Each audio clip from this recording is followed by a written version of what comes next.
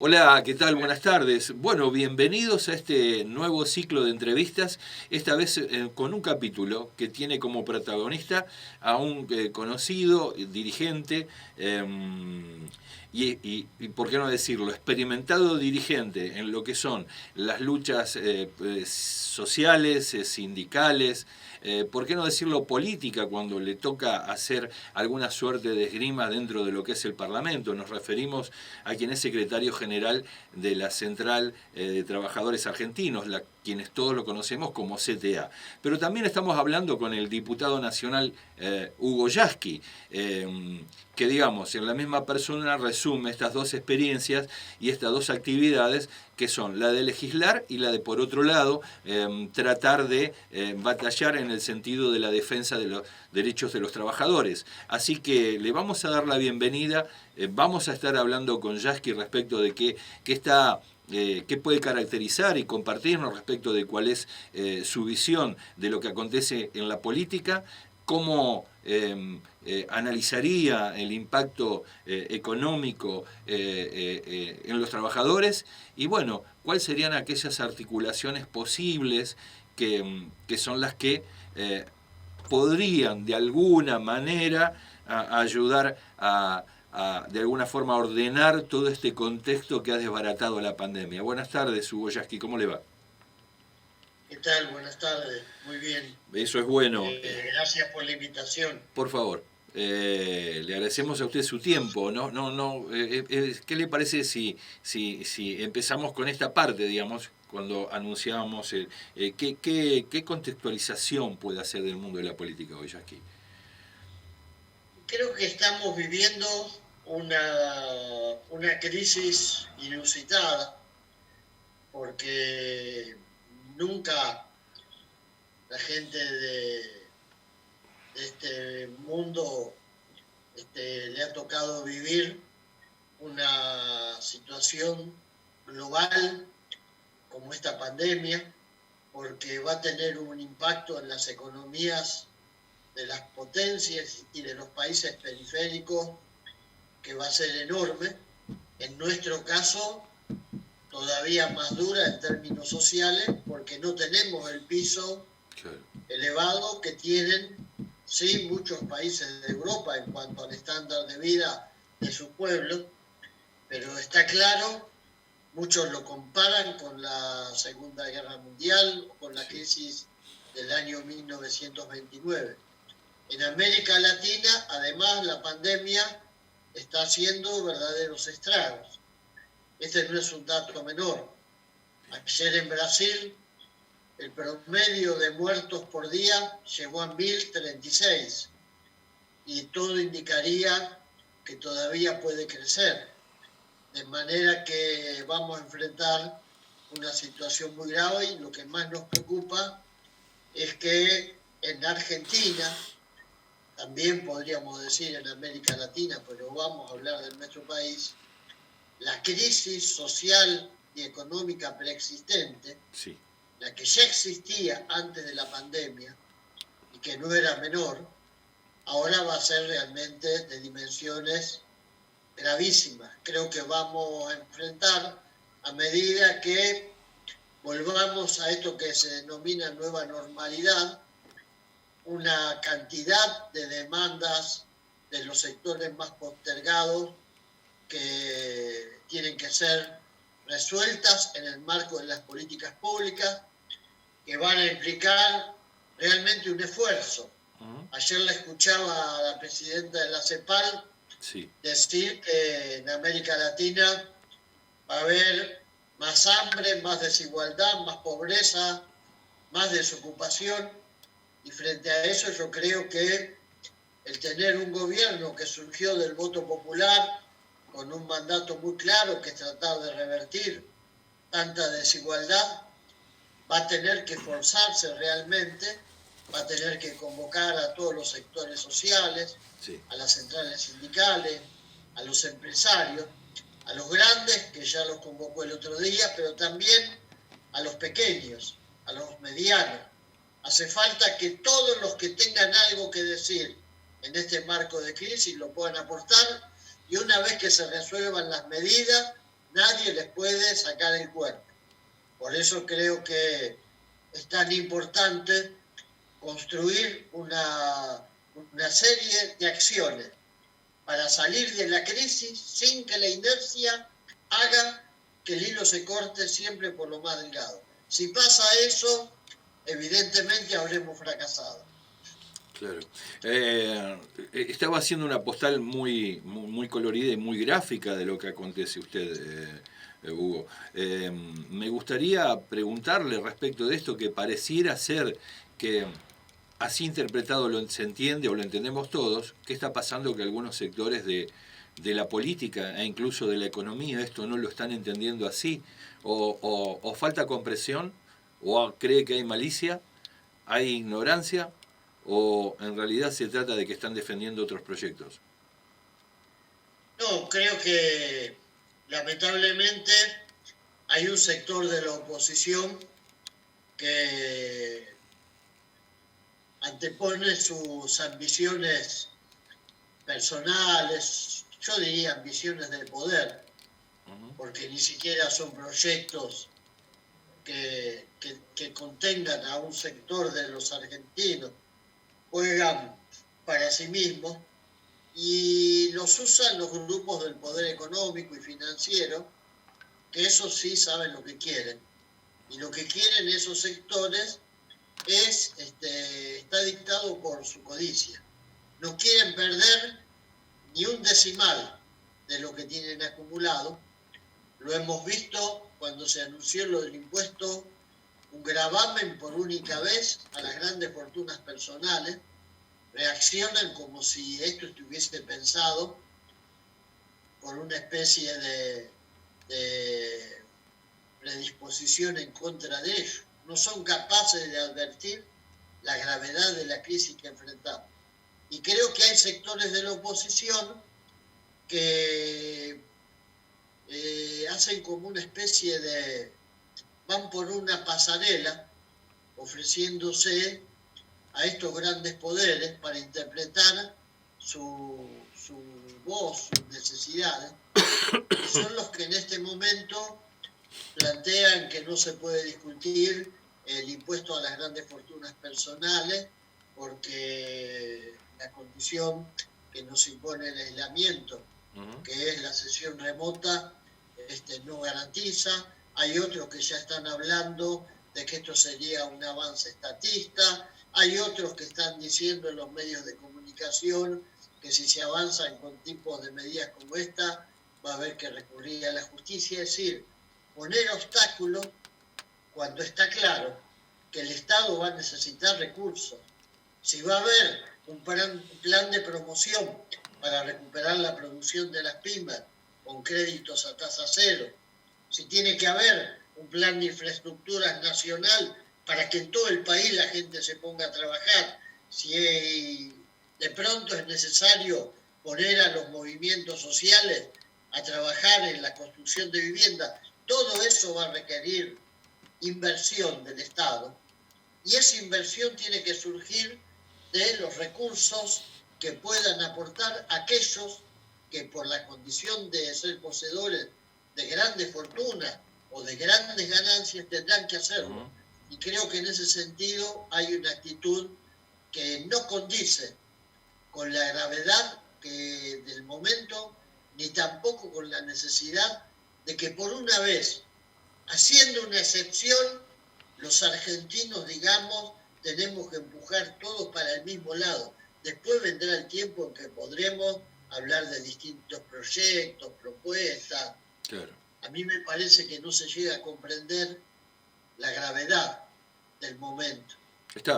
Digo porque, a ver, quienes recorríamos el Parlamento y por allí veíamos sesionar y la Cámara de Diputados e incluso íbamos a comisiones, el oficialismo de entonces, actual oposición, siempre decía de que había que hacerle o pedirle una exigencia al pueblo en aras de poder hacer vivible la sociedad, y de allí venían los tarifazos porque las empresas no se podían sostener, porque esa era la verdad de la milanesa, porque se había hecho todo mal y porque la realidad lo demandaba así, más allá de los ideologismos.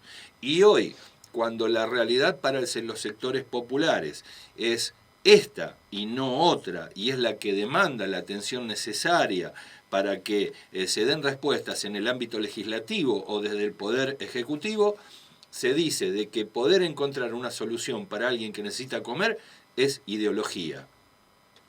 Esto no se termina más, Hugo. No, porque lamentablemente hay un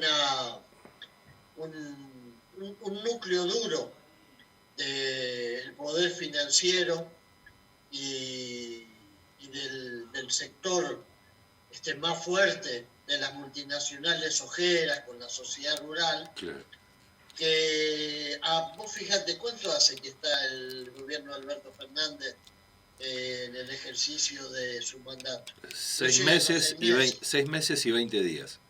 6 meses y 20 días. Y llevamos casi 3 meses y medio sí. con el tema de la pandemia y el coronavirus. Exacto. Es decir, no hubo ni siquiera el respiro para que los que asumieron en medio del desastre que nos dejaron pudieran pararse a mirar a ver qué hacían.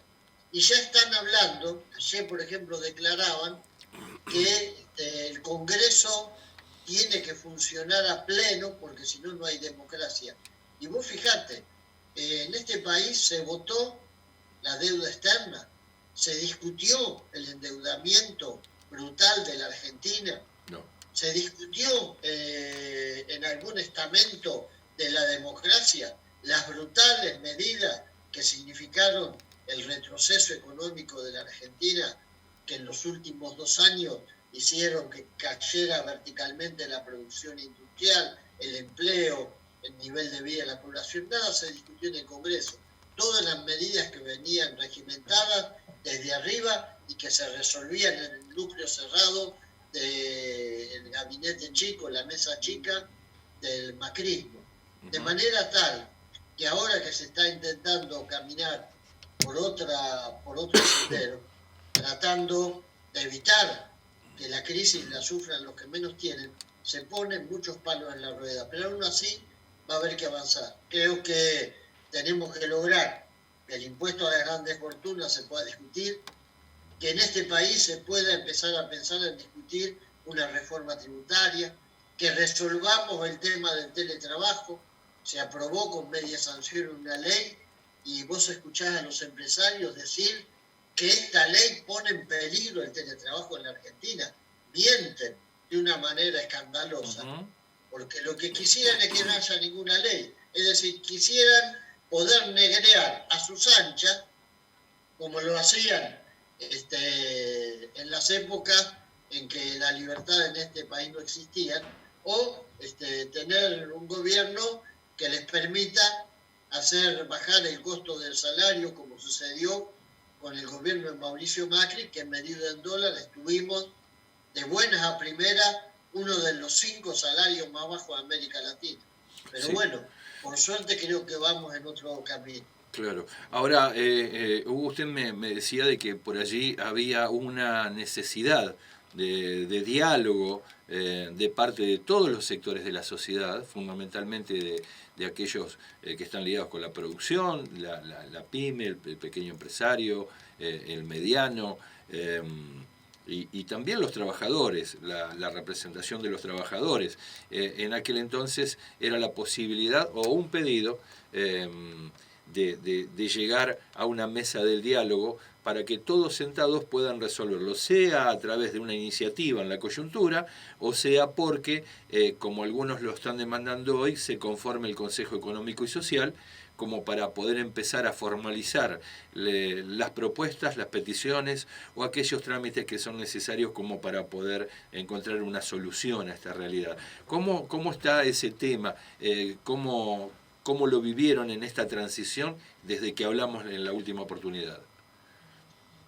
Bueno, tenemos una convocatoria que se va a empezar a concretar a partir del día de mañana, sí, en la Casa Rosada. Bien. Vamos a estar la CGT y la CTA, el representante en la Argentina, Pedro Furtado, sí, licenciado Furtado, que representa a la OIT en nuestro país. van a estar presentes también miembros del gobierno nacional, la Unión Industrial, y creo que otros sectores también.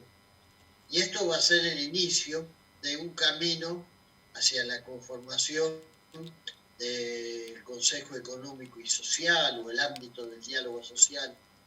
Creo que es muy necesario y creo que, bueno, ante esta convocatoria, por supuesto, vamos a concurrir, la veníamos pidiendo desde hace tiempo. Creemos en que tenemos que conformar ese espacio tripartita donde esté el gobierno, los empresarios, también los empresarios pymes, los pequeños productores, sí, y los representantes de los trabajadores, para definir una agenda que contenga las acciones que se van a tener que empezar a tomar para contrarrestar el efecto más nocivo que tuvo el aislamiento y que es la caída del empleo, la pobreza, la falta de alimentos en muchos barrios. Creo que eso necesita que nos sentemos a discutir y encontrar el camino, y espero que esta convocatoria, mañana es la primera, rápidamente nos permita llegar al punto en el que empecemos a discutir cuáles son las medidas a llevar adelante. Perfecto. Y ya la última, no sé, esto es un punto de la agenda parlamentaria. Ha habido muchas quejas en distintos sectores de la sociedad respecto de la posición dominante de aquellos que son quienes nos venden los alimentos, los medicamentos, y que, bueno, parece ser que no se han enterado en qué contexto están. Se está viendo la posibilidad, el estudio de algún tipo de ley que regule con más precisión u otro tipo de andamiaje jurídico que pueda llegar a controlar estos desatinos que se cometen. Sí, se está trabajando contra el reloj, diríamos, para tratar de pensar algunas leyes que nos permitan desde el sector público darle instrumentos al Ejecutivo para poder terminar con este tipo de distorsiones y de abusos que siempre las pagan los que están abajo. Perfecto. Bien, de no mediar otra inquietud, ¿algún mensaje que pueda dar Yasky hacia los trabajadores? ¿Alguna reflexión última en este contexto que es complicado, no? Sí, yo creo que tenemos que congratularnos de haber sido capaces de haber llegado hasta ahora sin tener que lamentar la cantidad de víctimas fatales que vemos lamentablemente en los países vecinos. En Chile, en Brasil, en Colombia, en Perú, muchos países de América Latina tienen una pérdida en vidas enorme. Nosotros, sé que los más de 1.000 conciudadanos que hemos perdido son un dolor inmenso, seguro, pero no tenemos esas cifras siderales, y esto lo tenemos que ver como producto del esfuerzo que hicimos los trabajadores. Cuando empezó esta pandemia, seguían funcionando las finanzas, seguían funcionando los sistemas bancarios, seguían funcionando las bolsas de todos los países, pero el mundo se paralizó. Comenzó a andar de nuevo, sí, cuando los trabajadores y las trabajadoras empezaron de nuevo a volver a su lugar de trabajo. Después de la primera parálisis, que fue total. Y ahí se empezó a ver la importancia que tiene el trabajo y el trabajador y la trabajadora. Ahí el mundo empezó a ver que podrá haber grandes financistas, lobos de Wall Street, la bolsa y la mar en coche, pero si no hay quien haga funcionar los transportes, si no están los que atienden la salud, si no están los que producen los alimentos, si no están los que transportan los alimentos y los caudales y todo lo que forma parte de la vida cotidiana, el mundo se para, el mundo empieza a desaparecer. Es decir, tener conciencia de la importancia que tenemos los trabajadores y las trabajadoras en este mundo y en este país. Y en consecuencia actuar también. Porque no vaya a ser que nos reconozcan la importancia el día que nos necesitan y después miren de costado. Así que ese es el mensaje. Bueno, esperemos que así sea y que las viejas mañas no se refloten entonces. Bueno, desde ya le agradezco mucho su tiempo, su condición de representante de los trabajadores y de diputado de la Nación, y seguramente vamos a estar charlando en otras oportunidades para poder seguir analizando lo que acontecerá respecto de las medidas que se tomarán, y esperemos que sea en un contexto un poco mejor, Hugo. Ojalá que sí, ojalá que podamos empezar a salir rápido de esto. Por supuesto, fuerte abrazo. Muchas gracias. Hasta luego. Bueno, escuchábamos a quien es el titular de la CTA y diputado nacional, Hugo Yasky, prestándonos una reflexión final que lleva a otras cosas, ¿no? Porque si bien comenzó haciendo este análisis desde lo político, continuó con aspectos vinculados con lo social, y esto de que la participación de los trabajadores y la importancia que tiene es superlativa, me llevaba a reflexionar sobre ciertas cosas que uno escucha por allí en las aulas, ¿no? Se decía que, o se promovía que, de acuerdo a los tiempos que se vivían, si estos eran adversos, lo mejor era, de alguna manera, acompañarlo o ver de qué forma uno seguía hacia el continuismo de ese proceso. Y entonces ahora viene la reflexión, ¿qué es lo que pasa en un sistema cuando desaparece un factor, en este caso, como decía Yasky, los trabajadores, y qué pasa cuando vuelve?